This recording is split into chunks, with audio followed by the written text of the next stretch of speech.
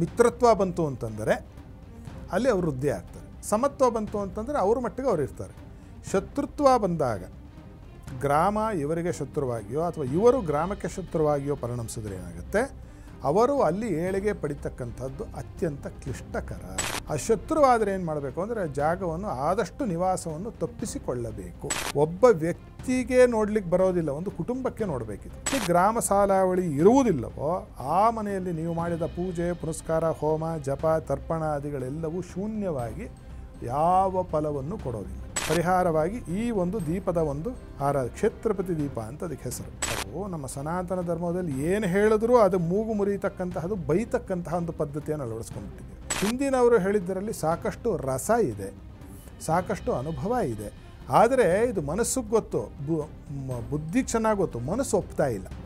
ಅಲ್ಲಿ ಹೋದ್ರೂ ಅದನ್ನು ಒಪ್ಪಬಾರದು ಅಂತ ನಾವು ನಿರ್ಣಯ ಮಾಡಿದ್ರೆ ಒಲ್ಲದ ಗಂಡನಿಗೆ ಮಜ್ಜಿಗೆಯಲ್ಲಿ ಕಲ್ಲು.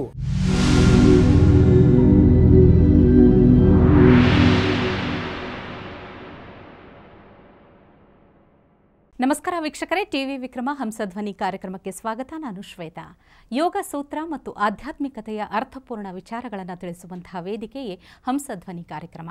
ಈ ಕಾರ್ಯಕ್ರಮದಲ್ಲಿ ಎಂದಿನಂತೆ ನಮ್ಮೊಟ್ಟಿಗಿದ್ದಾರೆ ತಮ್ಮ ಅಮೂಲ್ಯ ವಿಚಾರಧಾರೆಗಳಿಂದ ಮಾರ್ಗದರ್ಶನ ನೀಡುತ್ತಿರುವಂತಹ ಧರ್ಮಶಾಸ್ತ್ರ ಪಾರಂಗತರು, ವೇದಶಾಸ್ತ್ರ ಪರಿಣಿತರು ಆಗಿರುವಂತಹ ಹಂಸಶ್ರೀ ಸವಿತೃ ಶರ್ಮಾ ಗುರೂಜಿ. ಗುರೂಜಿ, ನಿಮಗೆ ಕಾರ್ಯಕ್ರಮಕ್ಕೆ ಆತ್ಮೀಯವಾದ ಸ್ವಾಗತ. ಗುರೂಜಿ, ಜ್ಞಾನಮೂರ್ತಿಂ ತಪೋನಿಷ್ಠಂ ಸಚ್ಚಿದಾನಂದ ವಿಗ್ರಹಂ ನಮಾಮಿತಂ ಸದಾ ಭಕ್ತ್ಯ ವಾಲಕೇಶ್ವರ ಭಾರತೀಂ ಶ್ರೀಮಜ್ಜಗದ್ಗುರು ಶ್ರೀ ಶ್ರೀ ಶ್ರೀ ಸಚ್ಚಿದಾನಂದ ವಾಲಕೇಶ್ವರ ಭಾರತಿ ಮಹಾಸ್ವಾಮಿನೇ ನಮಃ. ಜೈ ಗುರುದೇವ ದತ್ತ. ವೀಕ್ಷಕರೆಲ್ಲರಿಗೂ ಮಂಗಳೋದಯ, ಎಲ್ಲರಿಗೂ ಸನ್ಮಂಗಳವಾಗಿ. ವೀಕ್ಷಕರ, ಇವತ್ತಿನ ಸಂಚಿಕೆಯಲ್ಲಿ ಗ್ರಾಮ ಸಾಲಾವಳಿ ಬಗ್ಗೆ ತಿಳಿದುಕೊಳ್ಳೋಣ. ಬಹಳಷ್ಟು ಕೌತುಕ ವಿಷಯಗಳಿದೆ. ಗುರುಜಿ, ಗ್ರಾಮ ಸಾಲಾವಳಿ ಅಂದ ಕೂಡ ಎಲ್ಲೋ ಓದಿದಂಥ ನೆನಪು. ಈ ಗ್ರಾಮ ನಕ್ಷತ್ರ ಅನ್ನುವಂಥದ್ದು ಇಂಥದೇ ಭಾಗದಲ್ಲಿ ಬಂದರೆ ಬೇರೆ ಬೇರೆ ಪ್ರತಿಫಲಗಳಾಗುತ್ತೆ ಅಂತ ಓದಿದೆ. ಎಷ್ಟು ನಿಜ, ಎಷ್ಟು ಸರಿ ಹೇಳಬೇಕು ಗುರುಜಿ? ನೋಡಿ, ಅನುಭವದಲ್ಲಿ ನಾವು ಅನ್ನೋದು ಹಿಂದೆ ಎಲ್ಲ ಇತ್ತು, ಬಹಳ ಇತ್ತಿದ್ದು. ಯಾರಾದರೂ ಒಂದು ಊರಿಗೆ ಹೋಗಿ ನೆಲೆಸಬೇಕು ಅಂತಿದ್ದರೆ ಬಂದು ಕೇಳ್ತಕ್ಕಂಥದ್ದು ನಾನೇ ನೋಡಿದ್ದೇನೆ. ನಾನು ಕೆಲವ್ರಿಗೆ ನೋಡಿದ್ದೇನೆ ನಮ್ಮ ಊರಿನಲ್ಲಿ. ಈ ಊರು ನಮಗೆ ಆಗ್ಬರ್ತಾ ಸ್ವಾಮಿ ಅಂತಕ್ಕಂಥದ್ದು. ಇದರಲ್ಲಿ ಏನಾಗುತ್ತೆ ಅಂತಂದರೆ 8 ವಿಧವಾದ ಪ್ರಾಣಿಗಳಿಗೆ ಹೋಲಿಸಿದ್ದಾರೆ ಹೆಸರುಗಳು. ಮೂಲಭೂತವಾಗಿ ಈ ಅಕ್ಷರದಲ್ಲಿ ಒಂದು ಶುರುವಾಗುತ್ತೆ ಊರಿನ ಹೆಸರು ಅಂತ. ಈ ಗ್ರಾಮ ಸಾಲಾವಳಿಯಲ್ಲಿ ನಿರ್ಣಯದಲ್ಲಿ ಏನಾಗುತ್ತೆ ಅಂತಂದರೆ, ಅದರಲ್ಲಿ ಉದಾಹರಣೆಗೆ ಗರುಡ ಮತ್ತು ಸರ್ಪ ಬಂತು ಅಂತ ಇಟ್ಕೊಳ್ಳಿ. ಅಂದರೆ ನನ್ನ ನಕ್ಷತ್ರ ಹೆಸರಿನ ಬಲಕ್ಕೆ ಗರುಡ, ನಾನು ನೆಲೆ ನಿಲ್ತಕ್ಕಂತಹ ಸ್ಥಳದ್ದು ಸರ್ಪ ಆಯಿತು ಅಂತಂದರೆ ಅಲ್ಲಿ ಊರ್ಜಿತವಾಗೋದಿಲ್ಲ ಅವನು. ಅದರಲ್ಲಿ 3: ಮಿತ್ರತ್ವ, ಶತ್ರುತ್ವ ಮತ್ತು ಸಮತ್ವ ಅಂತ. ಮಿತ್ರತ್ವ ಬಂತು ಅಂತಂದರೆ ಅಲ್ಲಿ ಅವರು ವೃದ್ಧಿ ಆಗ್ತಾರೆ. ಸಮತ್ವ ಬಂತು ಅಂತಂದರೆ ಅವ್ರ ಮಟ್ಟಿಗೆ ಅವ್ರು ಇರ್ತಾರೆ. ಶತ್ರುತ್ವ ಬಂದಾಗ ಗ್ರಾಮ ಇವರಿಗೆ ಶತ್ರುವಾಗಿಯೋ ಅಥವಾ ಇವರು ಗ್ರಾಮಕ್ಕೆ ಶತ್ರುವಾಗಿಯೋ ಪರಿಣಮಿಸಿದ್ರೆ ಏನಾಗುತ್ತೆ, ಅವರು ಅಲ್ಲಿ ಏಳಿಗೆ ಪಡಿತಕ್ಕಂಥದ್ದು ಅತ್ಯಂತ ಕ್ಲಿಷ್ಟಕರ. ಇದಕ್ಕೆ ಕ್ಷೇತ್ರಪತಿಗಳು ಅಂತ ಹೆಸರು. ಇದು ಬರೀ ಪ್ರಾಣಿನ ಸೂಚಿಸಿಲ್ಲ. ಅಲ್ಲೇನು ಮಾಡಿದ್ರೆ, ಇದು ಎಲ್ಲಿವರೆಗೂ ಹೋಗುತ್ತೆ ಅಂತಂದರೆ, ಗ್ರಾಮ ಸಾಲಾವಳಿಯಿಂದ ಶುರುವಾಗಿ ಮನೆಯ ವಾಸ್ತುವಿಗೆ ತಟ್ಟಿ, ಮನೆಯ ವಾಸ್ತುವಿನಿಂದ ಇದು ಮಂತ್ರಶಾಸ್ತ್ರಕ್ಕೆ ಹೋಗಿ, ಮಂತ್ರಶಾಸ್ತ್ರದಿಂದ ಪ್ರಯೋಗ ಭಾಗಕ್ಕೆ ಹೋಗಿ, ಅಲ್ಲಿಂದ ಮುಕ್ತಿಯನ್ನು ಪಡೆಯೋವರೆಗೂ ಒಂದಕ್ಕೊಂದೊಂದಕ್ಕೊಂದು ಒಳಗಡೆ ಹೇಗೆ ಈ ಮಣಿಗಳನ್ನು ಪೋಣಿಸಿದಾಗ ಮುತ್ತನ್ನು ಒಳಗಡೆ ದಾರ ಕಾಣೋದಿಲ್ಲವೋ, ಹಗ್ಗ ಕಾಣೋದಿಲ್ಲವೋ, ಆ ರೀತಿಯಾಗಿ ಇದು ಓತಪ್ರೋತವಾಗಿ ಅಂಡರ್ ಕರೆಂಟ್ ಆ ಥರ ಇರುತ್ತೆ. ಆದ್ದರಿಂದ ಇದು ಬಹುಶಃ ಬಿಟ್ಟು ಹೋಗಿದೆ. ಮನುಷ್ಯನ ವ್ಯಾವಹಾರಿಕ ನಾಮ ಅಂತ ಒಂದಿರುತ್ತೆ. ನಕ್ಷತ್ರ ನಾಮ ಬೇರೆ, ಅವ್ರು ಹುಟ್ಟಿರೋ ನಕ್ಷತ್ರಕ್ಕೆ ಇರುತ್ತೆ. ವ್ಯವಹಾರದಲ್ಲಿ ಯಾವ ಹೆಸರಿಂದ ಕರೀತಿದ್ದೀವಿ ನಾವು ಮನುಷ್ಯನನ್ನು, ಯಾವ ಹೆಸರಿನಿಂದ ಕರೆದಾಗ ಆತ ಓ ಅಂತ ಹೇಳಿ ಓ ಕೊಡ್ತಾನೋ ಆ ಹೆಸರನ್ನು ಮತ್ತು ಸ್ಥಳದ ಕೆಲವು ನಿರ್ಣಯಗಳನ್ನು ಮಾಡಬೇಕಾಗತ್ತೆ. ಅದಕ್ಕೆ ಈ ಲೆಕ್ಕವನ್ನು ಹಾಕಿದಾಗ ಏನಾಗುತ್ತೆ, ಅದು ಮಿತ್ರನೋ ಸಮಾನೋ ಶತ್ರುನೋ ಅಂತ ಬರುತ್ತೆ. ಆ ಶತ್ರುವಾದರೆ ಏನು ಮಾಡಬೇಕು ಅಂದರೆ ಜಾಗವನ್ನು ಆದಷ್ಟು ನಿವಾಸವನ್ನು ತಪ್ಪಿಸಿಕೊಳ್ಳಬೇಕು. ಆದರೆ ಕೆಲವು ಸತಿ ಅನಿವಾರ್ಯ. ಈಗ ಯಾರಾದರೂ ಸರ್ಕಾರಿ ನೌಕರರು ಇರ್ತಾರೆ, ಟ್ರಾನ್ಸ್ಫರ್ ಮಾಡಿಬಿಡ್ತಾರಮ್ಮ, ಅವ್ರಿಗೆ ಯಾಕೆ ತೊಂದರೆ ಆಗೋದಿಲ್ಲ ಅಂತ ಅನಿಸುತ್ತೆ. ಆದರೆ ಅವ್ರ ಕೆಲಸ ಅಲ್ಲಲ್ಲ, ಸರ್ಕಾರ ತಾನೇ ಕೆಲಸ ಮಾಡ್ತಿರೋದು ಅವರು. ಅದರಿಂದ ಅವ್ರಿಗೆ ತಟ್ಟೋದಿಲ್ಲ. ಯಾರು ಸರ್ಕಾರಿ ನೌಕರಿ ಅಲ್ಲದೆ ಅಥವಾ ಬೇರೆ ಈಗ ಪಬ್ಲಿಕ್ ಸೆಕ್ಟರು ಪ್ರೈವೇಟ್ ಸೆಕ್ಟರಲ್ಲೂ ಇರಬಹುದು, ಅವರಿಗೂ ದೊಡ್ಡದಾಗಿ ಇದರ ಒಂದು ವಿಚಾರ ತಟ್ಟೋದಿಲ್ಲ. ಯಾಕೆಂದರೆ ಅನಿವಾರ್ಯ, ಟ್ರಾನ್ಸ್ಫರ್ ಮಾಡಿದ್ರೆ ನೀವು ಹೋಗಬೇಕು, ಇಲ್ಲಾಂದರೆ ಕೆಲಸನೇ ಹೋಗುತ್ತೆ. ಆವಾಗಲೂ ಕೂಡ ದೊಡ್ಡದಾಗಿ ಇದನ್ನು ನಿರ್ಣಯ ಮಾಡೋ ಅವಶ್ಯಕತೆ ಇಲ್ಲ. ಆದರೆ ಸ್ಥಿರವಾದ ಒಂದು ಮನೆಯನ್ನು ಕಟ್ಟಿಕೊಂಡು ನಾವು ಅಲ್ಲಿ ಚೆನ್ನಾಗಿ ನಾವು ಊರ್ಜಿತಕ್ಕೆ ಬರಬೇಕು, ವ್ಯಾಪಾರ ವ್ಯವಹಾರಗಳು ನಮಗೆ ಬಹಳ ಚೆನ್ನಾಗಿ ನಡೀಬೇಕು ಅಂತಕ್ಕಂಥವ್ರು ಏನು ಮಾಡಬೇಕು, ಇಂತಹ ಗ್ರಾಮ ಸಾಲಾವಳಿಯನ್ನು ಪಾಠ ಆಗಿರ್ತಕ್ಕಂತಹವ್ರ ಹತ್ರ ಹೋಗಿ ಕೇಳ್ಕೋಬೇಕು. ಬೆಂಗಳೂರಂಥ ಮಹಾನಗರದಲ್ಲಿ ಗ್ರಾಮ ಸಾಲಾವಳಿ ಹೇಗಾಗುತ್ತೆ ಅಂತಂದರೆ, ಬೆಂಗಳೂರಿಗೆ ಏನಾಗಿದೆ ಅಂದರೆ ನೂರಾರು ಊರು ಸೇರಿ ಒಂದು ಊರಾಗಿದೆ. ಬೆಂಗಳೂರಿನ ಮಲ್ಲೇಶ್ವರ ಅದೇ ಒಂದು ಊರು, ರಾಜಾಜಿನಗರ ಬೇರೆ ಆಯಿತು. ಉದಾಹರಣೆಗೆ ಯಾರಿಗೋ ಇಬ್ಬರಿಗೆ ಈಗ ಬರ್ತಾರೆ, ಎಲ್ಲಿ ನಮಗೆ ಗ್ರಾಮ ಸಾಲಾವಳಿ ಬರುತ್ತಾ, ಮಲ್ಲೇಶ್ವರ ಬರದೇ ಇದ್ದರೆ ಏನೂ ತೊಂದರೆ ಇಲ್ಲ, ಪಕ್ಕದಲ್ಲಿ ರಾಜಾಜಿನಗರದಲ್ಲಿ ಇರಬಹುದು ಅವರು, ಅಲ್ಲಿ ಸ್ಥಳವನ್ನು ಮಾಡಿಕೊಳ್ಳಬೇಕು. ವಿಶೇಷವಾಗಿ ಮನೆಯನ್ನು ಕಟ್ಟಲಿಕ್ಕೆ ಇದು ಉಪಯುಕ್ತವಾಗುತ್ತೆ. ಆದರೆ ಇದರಲ್ಲಿ ಹುಷಾರಾಗಿ ನಾವು ಇನ್ನೊಂದು ನೋಡಬೇಕಾಗಿರೋದು ಏನು ಅಂತಂದರೆ, ಒಬ್ಬ ವ್ಯಕ್ತಿಗೆ ನೋಡ್ಲಿಕ್ಕೆ ಬರೋದಿಲ್ಲ, ಒಂದು ಕುಟುಂಬಕ್ಕೆ ನೋಡಬೇಕಿದು. ಅದು ಎಚ್ಚರಿಕೆಯನ್ನು ವಹಿಸಬೇಕು. ಈ ಮನೆಯಲ್ಲಿ ಅಪ್ಪ ಕೆಲಸ ಮಾಡ್ತಿರ್ತಾನೆ, ಅಮ್ಮನೂ ಕೆಲಸ ಮಾಡ್ತಿರ್ತಾಳೆ, ನಾಳೆ ಮಗ ಮಗಳು ಒಬ್ರಿಗೆ ಮಾತ್ರ ಚೆನ್ನಾಗಿ 3 ಜನಕ್ಕೆ ಅದು ಕೆಟ್ಟದ್ದು ಅಂತ ಬಂದರೆ ಏನು ಮಾಡ್ತೀರಿ? ಆವಾಗ ಏನು ಮಾಡಬೇಕು ಅಂತಂದರೆ, ಅದಕ್ಕೆ ಗಂಡು ಹೆಣ್ಣಿನ ಹೋಲಿಕೆ ಮೊದಲಲ್ಲಿ ನೋಡಿದ್ದಿತ್ತು. ಅವರಿಬ್ಬರ ಹೋಲಿಕೆ ಇತ್ತು ಅಂತಂದು ಯಾರಾದರೂ ಒಬ್ರಿಗೆ ನೋಡಿದ್ರೂ ಇದು ಹೋಲುತ್ತೆ ಅಂತ. ಇದು ಈ ಮಟ್ಟಕ್ಕೆ ಇದರ ಒಂದು ಹರಹಿದೆ. ಸುಮ್ಮನೆ ಅವು ಮದುವೆಗೊಂದು, ನಿಮಗೆ ಮುಂಜಿಗೊಂದು, ನಿಮ್ಮ ಗೃಹ ಪ್ರವೇಶಕ್ಕೊಂದು ಅಂತ ಮಾಡಿಲ್ಲ ನಮ್ಮ ಹಿರಿಯರು. ಅಲ್ಲಿ ಹೊಂದುಬಿಟ್ಟಿದ್ರೆ ಗಂಡ ಹೆಂಡತಿದು, ಆ ನಂತರದಲ್ಲಿ ಏನಾಗುತ್ತೆ ಅಂದರೆ ಇಬ್ಬರಲ್ಲಿ ಒಬ್ರಿಗೆ ನೋಡಿದ್ರು ಇದಕ್ಕೆ ಹೊಂದಬೇಕಲ್ಲ. ಆ ರೀತಿಯಾಗಿ ಒಟ್ಟಿನಲ್ಲಿ ಮನೆಯಲ್ಲಿರ್ತಕ್ಕಂತಹ ಯಾರು ಪ್ರಮುಖರು ಸದಸ್ಯರಿರ್ತಾರೆ ಅವರೆಲ್ಲರಿಗೂ ಕೂಡ ಆದಷ್ಟು ಜನರಿಗೆ ಹೊಂದಿಕೆ ಆಗ್ತಕ್ಕಂತಹ ಒಂದು ಲೆಕ್ಕಾಚಾರ ಇದೆ. ಆ ಲೆಕ್ಕಾಚಾರವನ್ನು ಮಾಡಿದಾಗ ಆ ಕ್ಷೇತ್ರಪತಿ ಅಂದರೆ ಆ ಸ್ಥಳಕ್ಕೆ ಒಂದು ಅಧಿಪತಿ ದೇವರು ಅಂತ ಉಂಟು. 8 ದಿಕ್ಕುಗಳಿಗೆ 8 ಅಧಿಪತಿಗಳು ಬರ್ತಾರೆ ಇದರಲ್ಲಿ. ಆ 8 ಅಧಿಪತಿಗಳನ್ನು ನೋಡಿಕೊಂಡು ಅವರು ಇವರಿಗೆ ವರದರಾಗ್ತಾರಾ, ಅಂದರೆ ಇವರಿಗೆ ಅವರು ಒಳ್ಳೆಯದು ಮಾಡ್ತಾರಾ, ಅವ್ರಿಗೇನಾದರೂ ವರವನ್ನು ಕೊಡ್ತಾರಾ ಇಲ್ವಾ, ವರ ಕೊಡದೇ ಇದ್ದರೂ ಶಾಪವನ್ನು ಕೊಡಬಾರದು.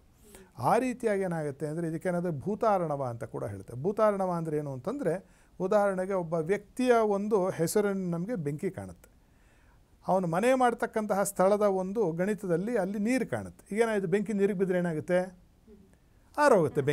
ಬೆಂಕಿ ಜಾಸ್ತಿ ಇದ್ದರೆ ನೀರು ಆವಿಯಾಗಿ ಹೋಗುತ್ತೆ, ನೀರು ಜಾಸ್ತಿ ಇದ್ದರೆ ಬೆಂಕಿ ಆರೋಗುತ್ತೆ. ಒಟ್ಟಿನಲ್ಲಿ ಏನಾಯಿತು, ಎರಡರಲ್ಲೊಂದು ಖಾಲಿ ಆಗೋಯ್ತು. ಆ ರೀತಿ ಆಗಬಾರ್ದು. ಒಂದಕ್ಕೊಂದು ಪೂರಕವಾಗಿರಬೇಕು, ಮಾರಕವಾಗಬಾರದು. ಈ ರೀತಿಯಾಗಿ ಗ್ರಾಮ ಸಾಲಾವಳಿಯನ್ನು ಕೇಳಿ, ಎಸ್ಪೆಷಲಿ ಯಾರು ವಾಸ್ತುವನ್ನು ನೋಡ್ತಾ ಇದ್ದಾರೆ ಅವರು ಇದನ್ನು ಮಾಡ್ತಕ್ಕಂಥದ್ದು ಉತ್ತಮ. ಎರಡನೆಯದ್ದು ಅನಿವಾರ್ಯ ಆಯಿತು ಅಂದರೆ ನಾವು ಹಿಂದಿನ ಸಂಚಿಕೆಯಲ್ಲಿ ಹೇಳಿದ ಪರಿಹಾರವೇ ಇದಕ್ಕೂ ಸಾಕು. ಯಾವುದು ಹೊಸಲಿನ ಮೇಲೆ ಚಕ್ರವನ್ನು ಮಾಡಿಸ್ಬೇಕು ಅಂತ ಹೇಳಿದಲ್ಲ, ಅದೂ ಕೂಡ ಇದರಲ್ಲಿ ಪ್ರಶಮನವಾಗುತ್ತೆ. ಅದರಲ್ಲಿ ಇನ್ನೂ ಒಂದು ವಿಧಿ ಇದೆ, ದೀಪಸ್ಥಾಪನ ವಿಧಿ ಅಂತ ಒಂದು ಹೇಳಿದ್ದಾರೆ ಹಿಂದಿನವರು. ಆ ಥರ ಯಾವುದೋ ವಿಪರೀತ ಶತ್ರುತ್ವ ಇರೋ ಜಾಗದಲ್ಲೇ ನೀವು ಮನೆ ಮಾಡಿಬಿಟ್ರೆ ಈಗೇನು ಮಾಡೋದು, ಮನೆ ತೊಗೊಂಡೋಗಿ ರಾಜಾಜಿನಗರದಲ್ಲಿ ತೊಗೊಂಡೋಗ್ಬಿಟ್ಟು ನಾವು ಏನು ಸುದ್ಗುಂಟೆನ ಪಾಳದಲ್ಲಿ ಇಟ್ಕೊಳ್ಳೋಕೆ ಆಗೋದಿಲ್ಲ. ಆವಾಗ ಏನು ಮಾಡಬೇಕು ಅಂದರೆ ಅದಕ್ಕೂ ಒಂದು ವಿಧಿಯನ್ನು ಹೇಳಿದ್ದಾರೆ. ಅಲ್ಲಿ ಒಂದು ದೀಪಸ್ಥಾಪನವನ್ನು ಮಾಡಬೇಕು. ಮನೆಯಲ್ಲಿ ಎಲ್ಲ ಕಡೆ ಒಂದು ಕಡೆ ದೀಪ ಹಚ್ಚೋ ಒಂದು ಪದ್ಧತಿ ಇತ್ತು ಹಿಂದೆ. ನೀವು ನೋಡಿದ್ರೆ ಕೆಲವರು ದೇವ್ರ ಮನೇಲಿ ಬಿಟ್ಟು ಬೇರೆ ಕಡೆನೂ ಹಚ್ತಾ ಇದ್ರು.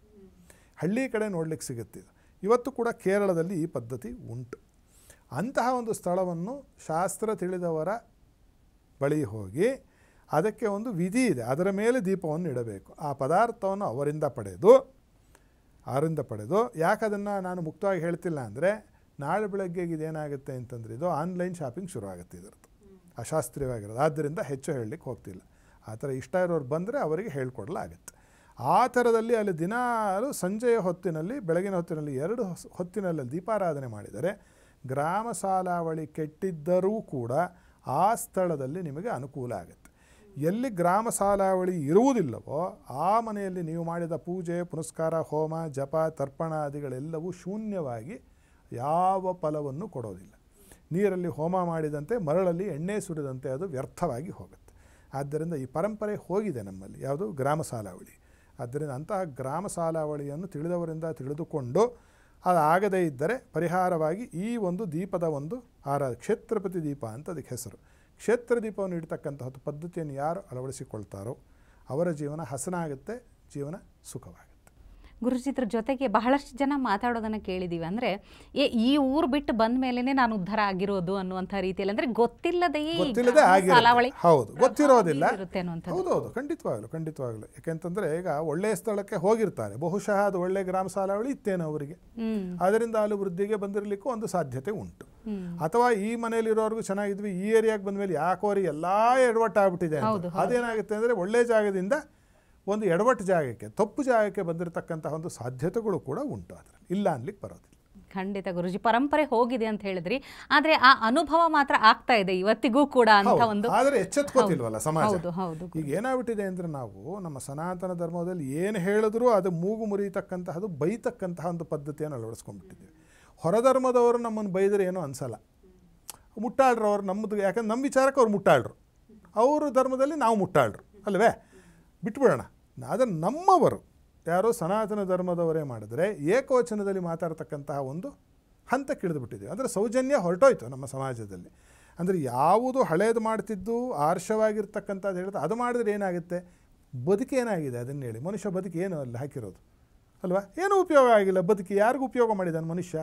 100ರಲ್ಲಿ 90 ಜನ ಅವ್ರ ಮಟ್ಟಿಗೆ ಅವರು ಪಶುಗಳ ಥರ ಬದುಕಿ ಹೋಗ್ತಾ ಇದ್ದೇವೆ ಅಂತ ಅಂದರೂ ತಪ್ಪಾಗಲಿಕ್ಕಿಲ್ಲ. ಆದ್ದರಿಂದ ಹಿಂದಿನವರು ಹೇಳಿದ್ದರಲ್ಲಿ ಸಾಕಷ್ಟು ರಸ ಇದೆ, ಸಾಕಷ್ಟು ಅನುಭವ ಇದೆ. ಆದರೆ ಇದು ಮನಸ್ಸಿಗೆ ಗೊತ್ತು, ಬುದ್ಧಿಗೆ ಚೆನ್ನಾಗಿ ಗೊತ್ತು, ಮನಸ್ಸು ಒಪ್ತಾ ಇಲ್ಲ.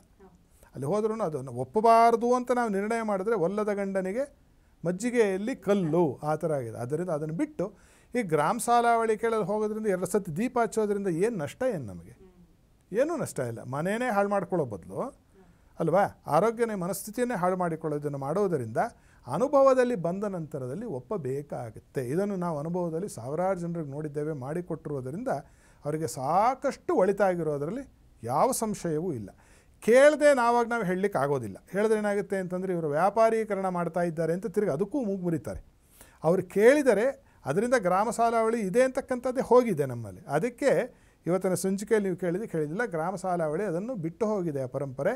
ಅದನ್ನು ನಾವು ಪುನರುದ್ಧಾರ ಮಾಡಿ ನಾವು ಮಾಡುವುದರಿಂದ ನಮಗೆ ಖಂಡಿತ ಅದರಿಂದ ಶ್ರೇಯಸ್ಸಿದೆ, ಅದರಿಂದ ಕೆಡಕಂತೂ ನಮಗೆ ಆಗುವುದಿಲ್ಲ ಅಂತಕ್ಕಂಥದ್ದನ್ನು ಘಂಟಾಘೋಷವಾಗಿ ಹೇಳ್ಬೋದು. ಖಂಡಿತ ಗುರುಜಿ, ಧನ್ಯವಾದಗಳು.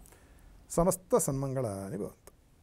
ನೋಡಿದ್ರಲ್ಲ ವೀಕ್ಷಕರೇ, ನೀವಿರುವಂಥ ಸ್ಥಳ ನಿಮಗೆ ಆಗಿ ಬರ್ತಿಲ್ಲ ಎನ್ನುವಂಥ ಸಂಶಯ ಕಾಡಿದಲ್ಲಿ ನಮ್ಮ ಸ್ಕ್ರೀನ್ ಮೇಲೆ ಇರುವಂಥ ನಂಬರನ್ನು ಕಾಂಟ್ಯಾಕ್ಟ್ ಮಾಡಿ ಗುರೂಜಿಗಳನ್ನು ನೇರವಾಗಿ ಸಂಪರ್ಕಿಸಬಹುದು. ನಿಮ್ಮ ಸಮಸ್ಯೆಗಳಿಗೆ ಪರಿಹಾರ ಕಂಡುಕೊಳ್ಳಬಹುದು. ಮುಂದಿನ ಸಂಚಿಕೆಯಲ್ಲಿ ಮತ್ತೊಂದು ಹೊಸ ವಿಷಯದೊಂದಿಗೆ ಭೇಟಿಯಾಗೋಣ. ನಮಸ್ಕಾರ. ಟಿವಿ ವಿಕ್ರಮ, ದೇಶ ನಿಮ್ಮ ಕೈಯಲ್ಲಿ. ಈ ಕಾರ್ಯಕ್ರಮ ನಿಮಗೆ ಇಷ್ಟ ಆಗಿದ್ದಲ್ಲಿ ಲೈಕ್, ಶೇರ್ ಹಾಗೂ ಕಮೆಂಟ್ ಮಾಡಿ. ಟಿವಿ ವಿಕ್ರಮದ ಕಾರ್ಯಕ್ರಮಗಳನ್ನು ನಿರಂತರವಾಗಿ ವೀಕ್ಷಿಸಲು ಸಬ್ಸ್ಕ್ರೈಬ್ ಮಾಡಿ, ಬೆಲ್ ಐಕನ್ ಒತ್ತಿ.